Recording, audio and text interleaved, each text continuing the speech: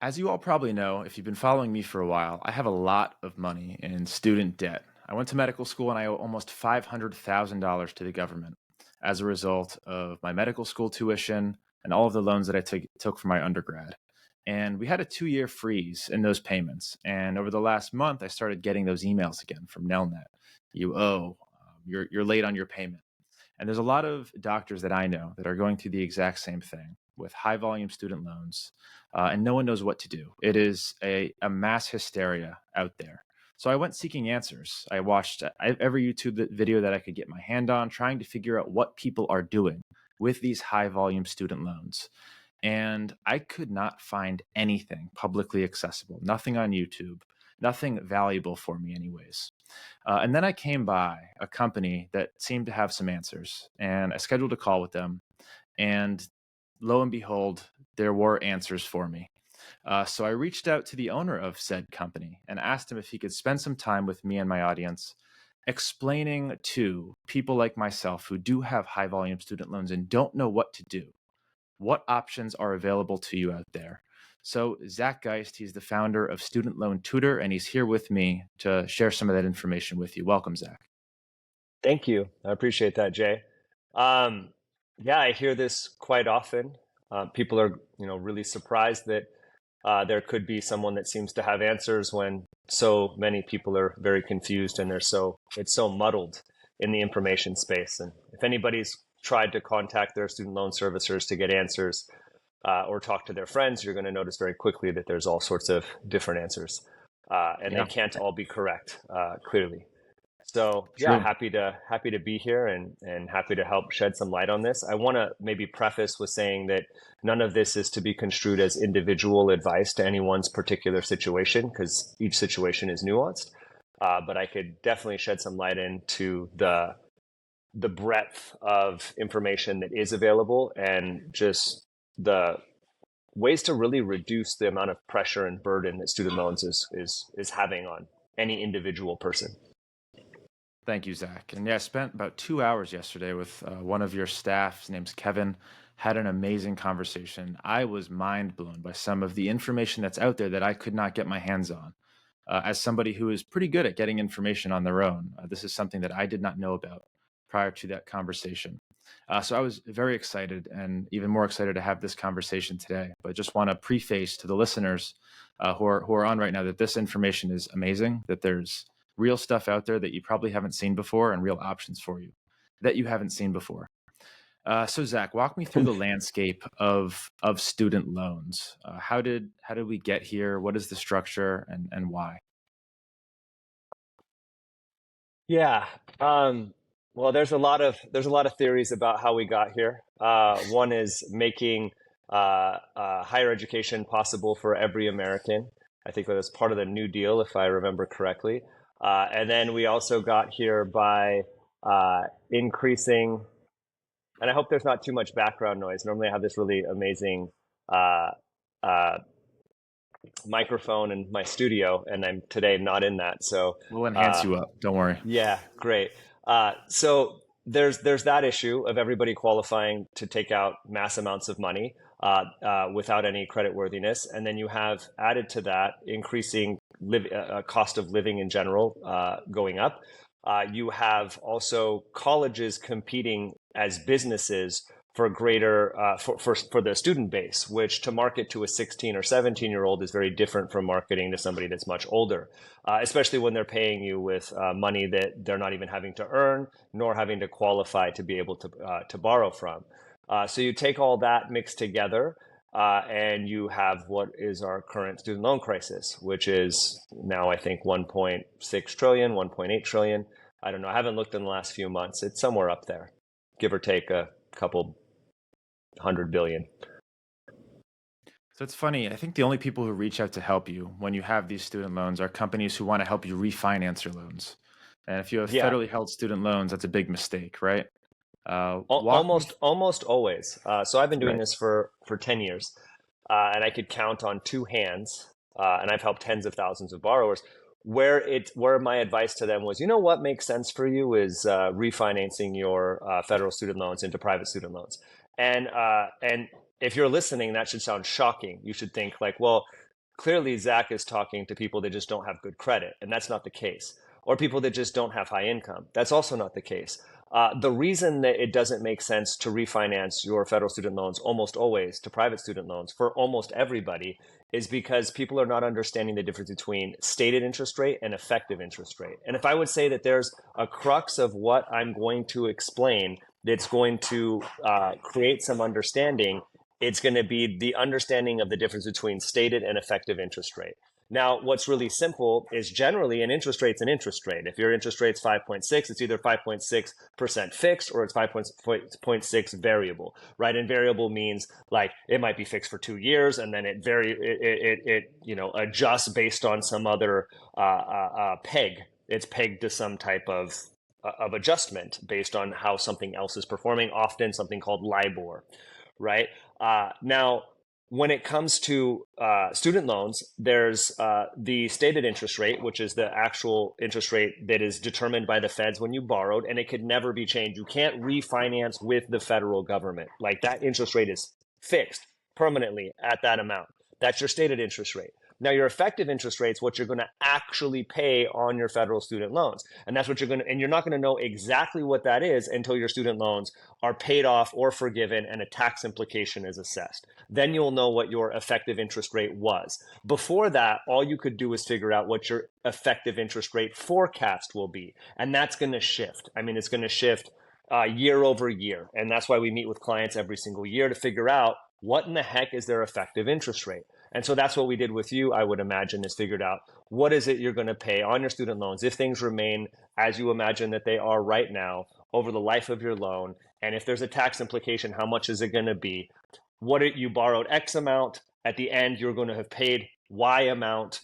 Y amount is often less than the amount borrowed, which, if you think of it, that's an effective interest rate that is negative. So you could actually have a negative 10%, negative 50% interest rate. Now, if you have a negative interest rate, is there any bank, an investor, right? A bank has a group of has investors that invest in this, right? And they're investing. So would they ever offer a negative interest rate? And the answer to that question is clearly no. So unless you find a bank that's going to offer you a negative interest rate, like your parents, or someone that, a sugar daddy or a sugar mama, then you're not going to beat, for the most part, what the federal benefits are going to be from taking advantage of income-driven repayment and student loan forgiveness and the subsidies that are present in some of these plans, and doing it intelligently, which is that's the big caveat right there, is doing that intelligently. And with people who know what to do to submit things right and make sure that you stay out of trouble.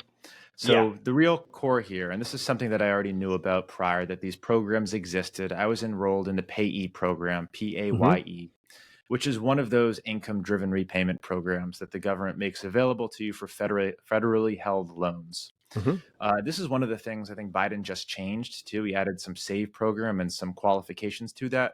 But Zach, with that being kind of the main tool for borrowers with large volume student loans, can you explain those tools that the government's made available to us?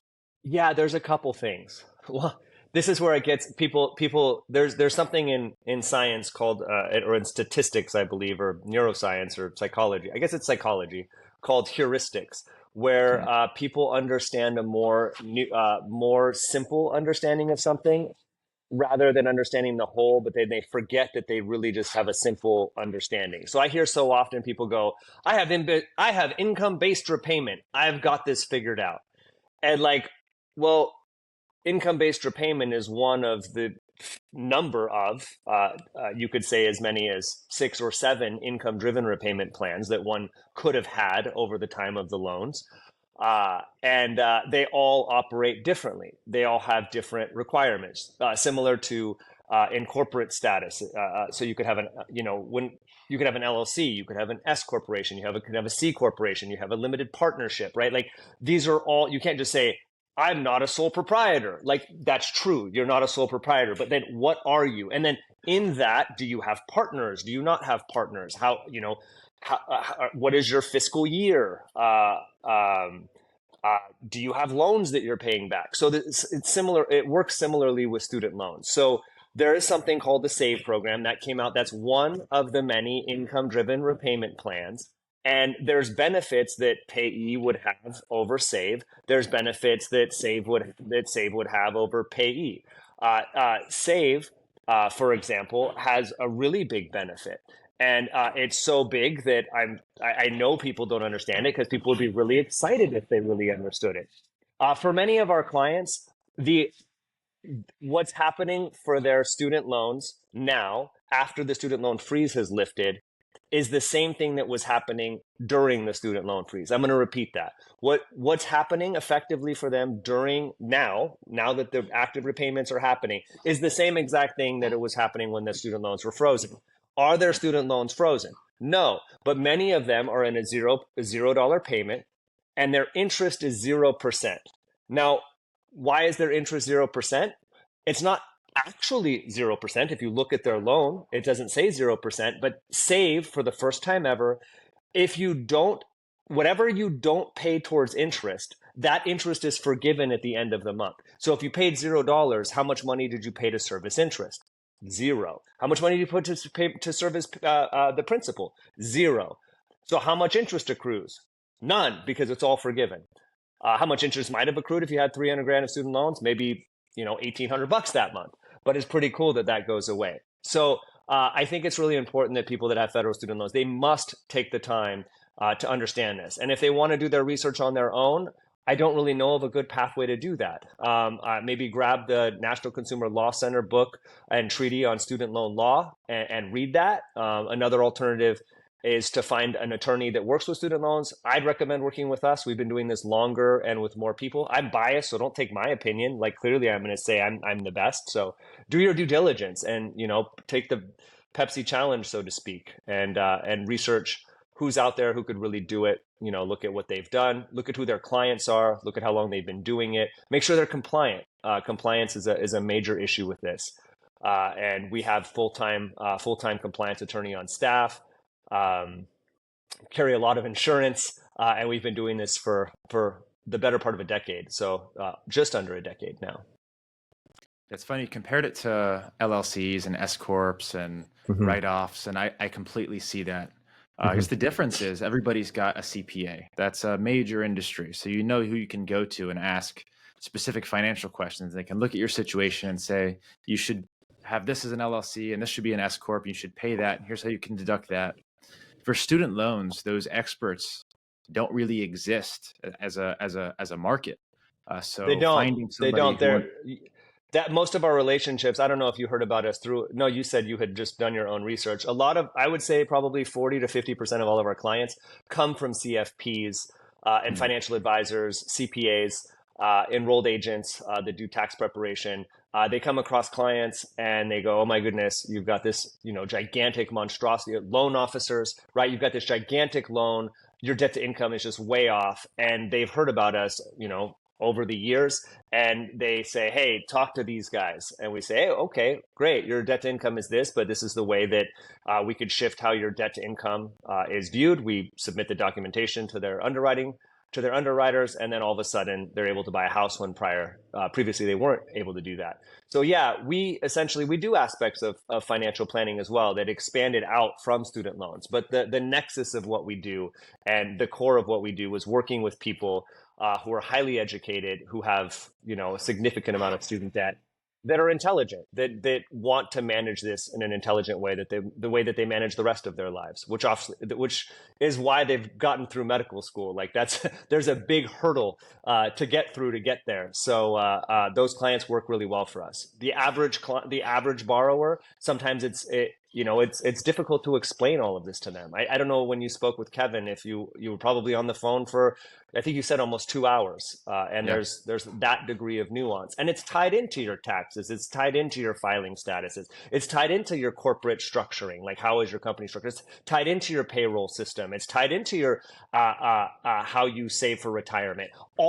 In order to actually get your student loan plan, we have to understand all of that. So I could promise you, I mean, just think about it. Do you think that a $10 or $15 an hour employee that's there that has no financial education whatsoever, that works for the federal student loan servicer, that has no accountability whatsoever, is capable of offering that degree of financial advice? I mean, the question is just absurd. Of course that they cannot.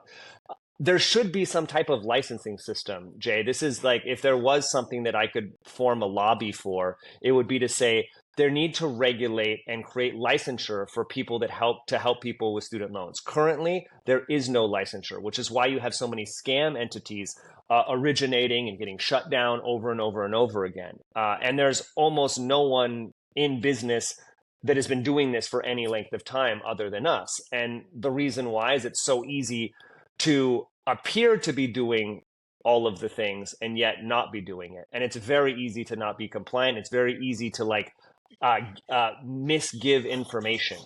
Right. It's very complex financial planning to work with people who are in debt. And it pays a lot more to make money helping people with money invest their money than it does working with people in debt, which is why, traditionally speaking, the information that you're going to get are either from people that don't really understand student loans because they're not incentivized to understand it and it's very nuanced, or from banks that want you to refinance, and that's going to be the way that that PR is tailored. This is not the common message that you're hearing. Like, you should be hearing people have a 0% interest rate right now and then eventually could have all of their loans forgiven. And there's something called an IDR one-time account adjustment that's happening right now. Many of our clients are getting $400,000 or $500,000 forgiven all at one time. Actually, I had a client 2 days ago. She just did a testimonial for us. She was a naturopath. She's a naturopathic medical doctor. I met her in this way. And here's a crazy situation: is she had loans from like 1998 or something that were from undergrad, and then she more recently got her. I feel less bad that your dogs are barking. Generally, this happens to me. They. She had, I think, like $350,000 of federal student loans for grad school, going to becoming a naturopath. Now, the way that this new one-time IDR account adjustment worked is that she was able to consolidate those old loans with these new loans, and then automatically it aged them back to the original amount, and she had over $450,000 of loans forgiven. Like, was it intended to work that way? Probably not. It's just the way it works. But you're saying, well, wait a second. Had she not met us, she would still have almost $500,000 of loans growing at whatever 6.8% interest, and like, just she happened to know you, so she just got $450,000. And as crazy as Right. the It sounds answer too is, good to be true. yes, yeah, that's what happened, and that's what happens sometimes. You know, you find the right tax professional; they know exactly about your tax situation. You know, and you normally would have to pay a ton, and then you don't, because they happen to notice something that you couldn't see, or the person you worked with before. You know, what if O.J. Simpson didn't have his attorney? Like, well, what would have happened then if you had a public defender? You know, probably not the same outcome. Yeah, Yeah, couldn't it's agree a more. And it's what a I degree of. learned on that call yesterday corroborates that. It is pretty unbelievable what you're able to do if you understand the law, understand what they wrote in the documents outlining the save plan and the payee plan, the stuff that nobody cares to look at their own, or they look at it but don't feel confident to act on those things. So for people who It's very talk to you, boring, Jay. It's so yeah, boring. it You know was what I boring. find A is lot of that it was the math. money is always wherever. It's so boring. It's Hmm. like there's this wall of boredom and detail and acronyms and paperwork and follow up and follow through. Like, whenever you're in that area, it's boring, and that's like where the work is. That's where the gold is. Some might even say that's the alchemical term, right? It's like Saturn. What is the metal of Saturn? It's lead, right? Like, what is the goal of alchemy? It's turning that lead, that slow, boring dullness, into gold, right? And in some ways, this is it. I get it. We would have lines, and we do. I mean, to try to book with us, I think we're booked out, I think, over a month just to speak with somebody at this moment in time. It's particularly busy right now, with the loans becoming unfrozen. But a lot of people go, "I'm surprised you're not even busier," when they see what we do. And I think the reason for that is that there's a very what word am I looking for? There's a very comfortable amount of skepticism that people should have when someone's claiming to be able to help them with their student loans, especially if they're highly intelligent and have done a lot of research on their own. They Yes. should be very skeptical of whether like I somehow have answers that they don't have, that they couldn't find on their own. Yeah. And to that, I would counter with I went into it skeptical too, because when you hear what's possible and it sounds too good to be true, the immediate reaction is skepticism. But Yeah. I felt the same way as a business owner when I started my first business and brought on a CPA. And he's like, you can deduct this, this, and this. And if you restructure this to this, now your tax burden goes down 60%. And I was like, oh my God, this is too good to be true. There's no way this could work. And then you learn, yeah, this actually That's does it. work. This Yeah. is the law, and this is written It, in here. And it's a pretty direct comparison, but for people that it totally is. it totally is. It's it's Um, it's like it's like well, wait a second. So you mean I could just start up another company and then that like I mean it come down to the simple thing of like wait, I could start an LLC and then that reduces my liability, but like I just filled out some papers and like yeah, made this entity. Like how does that make me less liable? But like I was like, no, that's actually what you're doing. That's why it's called a limited liability company. Is it's creating separation. But like, well, what's the real separation? Like, it's just some papers. It's like, yeah. It's like, but wait, I'm just filling out these papers, and then my loans dramatically, the effect my loans have on my overall finances is dramatically reduced. Yes, yeah, that's like what I'm magic. telling you. Crazy. So I went to a medical conference once, and I'd been told so many times they're like, "You're like a magician. Like I can't believe this works." And I showed up dressed as a wizard, and it I just love felt like that. the most appropriate thing because I knew what I was going to be saying was going to sound crazy. So rather than like go up there and say all of these things that just sounded so out of what people have known, I'm like, I'm wearing a wizard outfit because what I'm saying should sound ridiculous. It should. You should be like, this sounds wild. Like how? Like how come I wasn't doing this? That's a big challenge for a lot of people. People tend to defend incoherence, right? They do something wrong for a really long time, and they did a lot of research prior to doing it wrong. And then when Yeah. they're presented evidence that they're doing it wrong, rather than like deal with the like shame that they've been doing it wrong and like they're just like no that just can't possibly be it, I'm going to just double down and just keep doing the same thing I was doing. I've had people Especially do that. I've doctors. had We're people like stubborn. I'm going to just pay this thing off. I had people I mean it's rare that it happens, but sometimes people are like this is just too crazy. I'm just gonna pay this off. Like I borrowed it, I'm gonna pay it off. And I'm like, you know what? I'm not here to make an ethical decision for you. Like if you feel good about paying it off, pay it off. And some people do. They're just like, you know what? I borrowed it. I know that I could take advantage of ways to not have to pay back large portions of this, but I like feel like I should. And you know what I say? I say do it.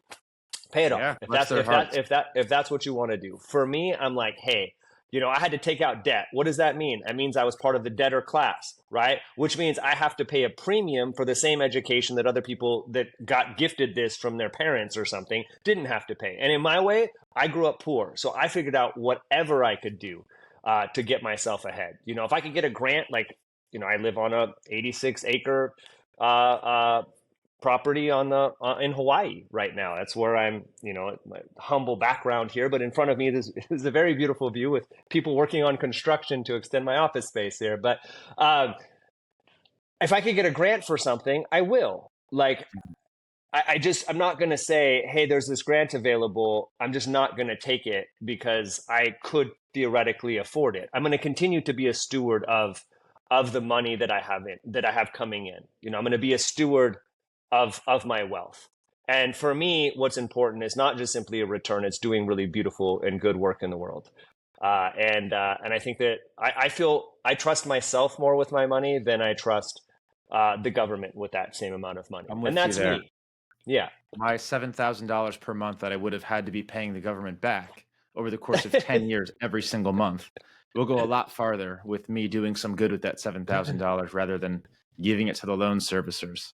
So Yeah. I'm with you, but I also understand there is the ethical dilemma that some people face. I borrowed this money, you have to give it back, and if you feel Yeah. that way, I agree with you. Go ahead and give it right back. Yeah. It's, And I think that that's something that we all should individually have a choice to make. I know a lot of conservatives like really tear into people, I call it pay your debt you deadbeat response that I get when I speak a lot of the different things that I do, or there's testimonials that my clients will give me, and then someone will chime in and go, "Pay your debt, you're deadbeat." Especially on Facebook, TikTok, and Instagram, not as much. Facebook in particular seems to attract that. I don't know, it's the algorithm or something. And I would just say, well, those people are not also they're not being congruent, right? Because they're probably taking tax deductions.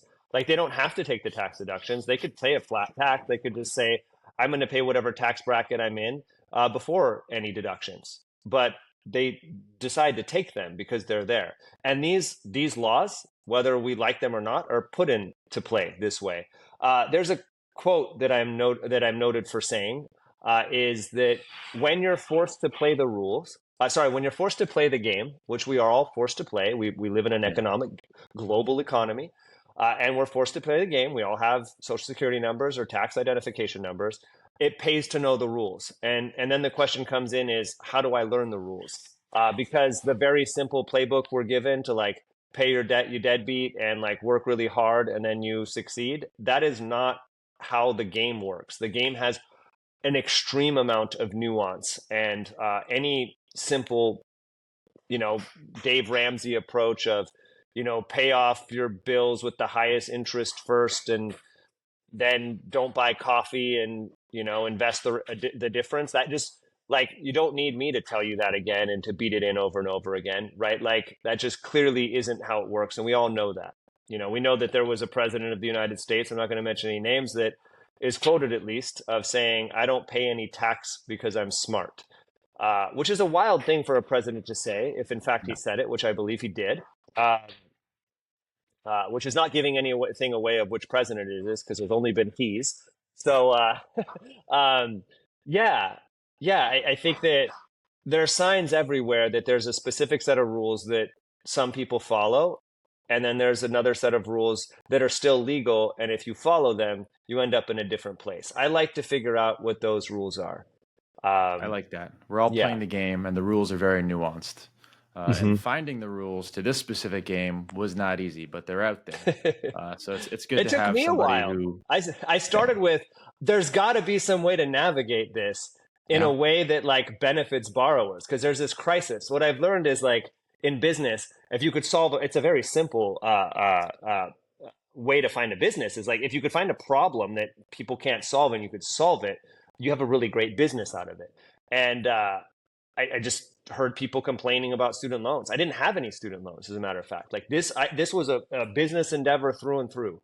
And I had to go through R&D. I went through a year of R&D trying to figure out how to navigate this stuff. And originally I started with calling loan servicers, reading everything I could find out online. I'm like, I'm going to read all this stuff. I'm smart. I'm going to figure out how to do it. And the more I read and the more servicers I talked to and more ombudsmen I reached out to, the more confused I got about how it was navigated.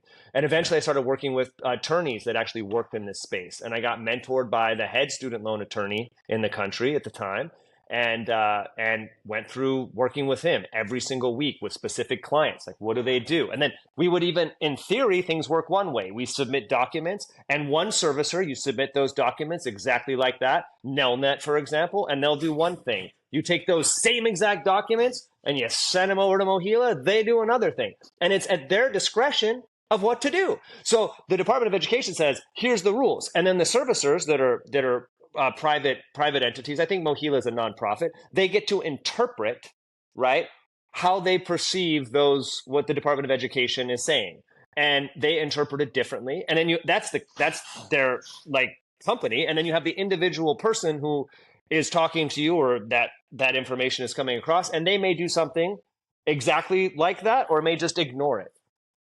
So yeah, I've seen all sorts of crazy stuff happen. And I think the term to remember here is there's something, your loan servicer, and it's called servicer discretion. So what your payment ends up being is at the servicer discretion. What ends up happening is at the servicer discretion. What Student Loan Tutor is really good at knowing is what each student loan servicer in every single nuanced situation, how they will perceive what their discretion will be. And to know that is not written anywhere. Like, That's crazy. You don't know that until you see thousands of people, and it's not consistent. Like, we'll submit it, and they'll say no, and then we submit it again, and in a slightly different way. And they say, oh, okay, I see. I understand what that is now. This is what it is. And to know that piece is what's really important.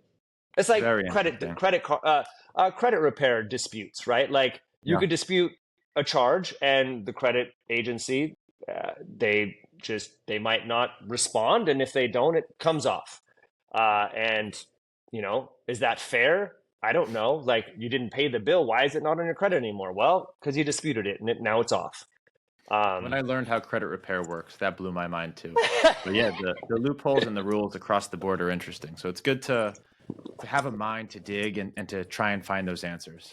Zach, for the doctors and medical students who are listening to this right now, who is a good candidate to talk with student loan tutor? Is it just high volume student loans, or do you work with everybody? Just You doctors or know, other professions too? I'll work with anybody with over $75,000 of student loans.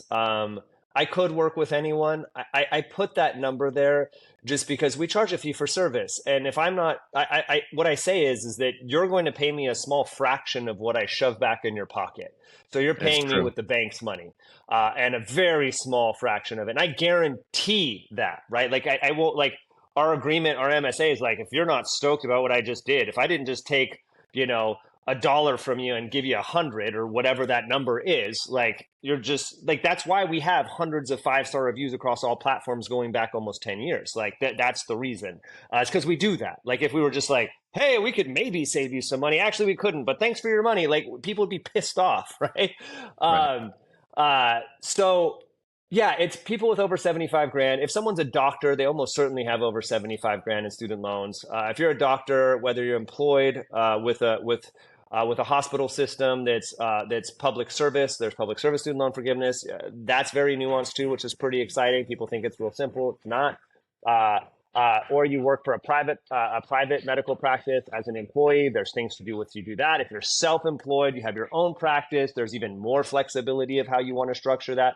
There's ways that we could do this dance in all of the different areas. So if you're a doctor or someone with over $75,000 of student loans, like, we could almost certainly save you money on your student loans. Like, even if you're somehow miraculously at that $0 payment right now, and you've somehow figured out how to do it, you may have figured out how to do it this year, but we could help you figure out how to keep that payment as low as legally possible year after year. And we do all of the work. You don't have to deal with anybody but us. And our staff is amazing. And like, I don't know, I'll ask you, Jay, I already know your answer, but I mean, what was it like working with our team? Man, Kevin, I talked to you yesterday, and there's a reason that I'm doing this, and I wanted to dig deeper. I was blown away, not only by the company, the service, but what you guys are able to do for me. I mean, this is something that I've been stressing about for a long time, and the results that you're talking about are exactly the results that Kevin showed me how I'm going to get. Yeah, and it makes So, total sense to you, right? Like it's not total like sense. you're like, oh yeah, and it takes a while to explain all that. Like, a lot of times, that's why the wizard outfit, right? I get 10 minutes to talk. They're like, we need you to explain this in 10 minutes. I'm like, this, and then here's an example. And they're like, wait, what? How did you get there? Yeah. I'm like, well, that takes 90 minutes to explain. Yeah, and Um, I'm skeptical, and I dug, and it yeah. checks out, and the company checks out, and I'm just shocked that I haven't heard about this in medical school and before that, hmm and it's a shame, and I'm hoping to change that. And thank you for taking some time to help me do that.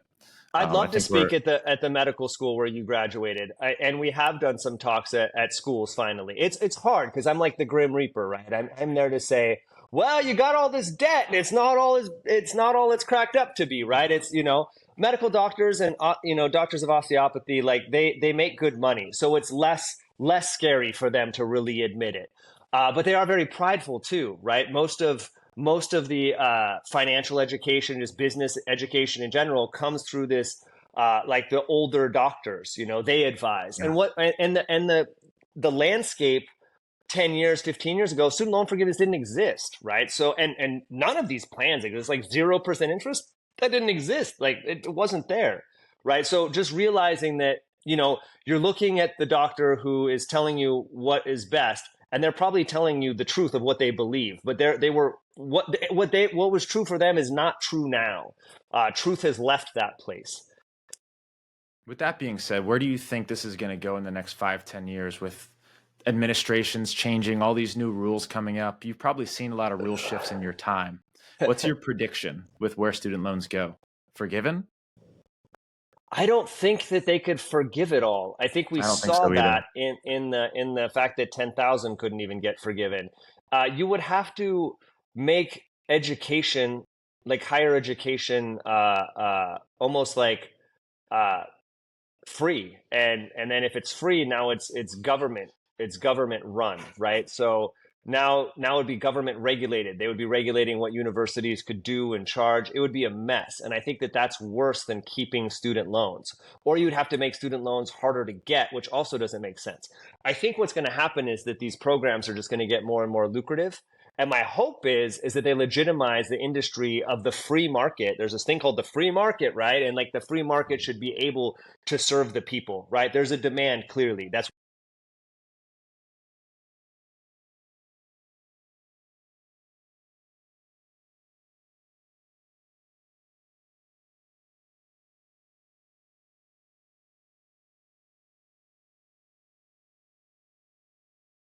Yeah.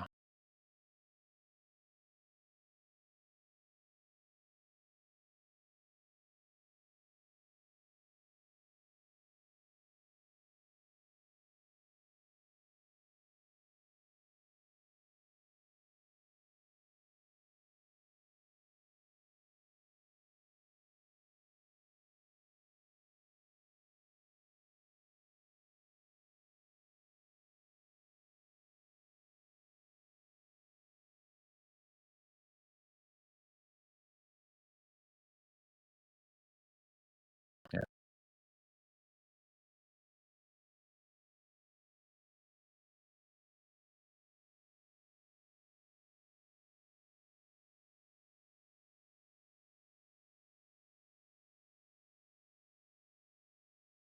Yeah, you're addressing a huge problem for a lot of people, and you've got a great solution.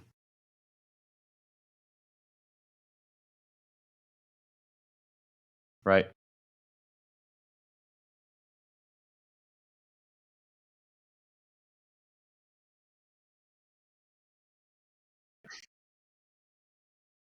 Yeah.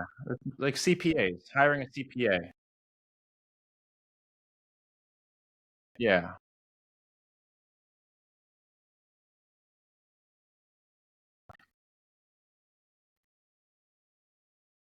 All right, Zach, this has been a blast. I'm gonna link, actually, what should I link? Should I link the Calendly to book a call with your team? How can people get in touch with you guys?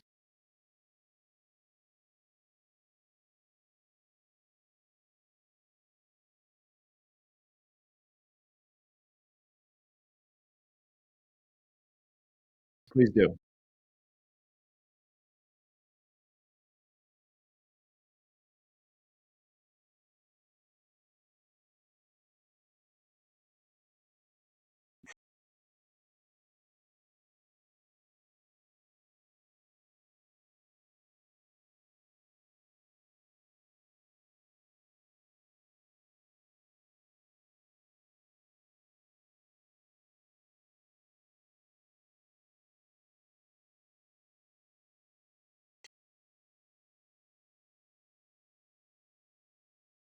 Well, Zach, you got a great thing going. You're helping a lot of people. Continue to do what you're doing, and thank you for taking some time with me. Thanks again.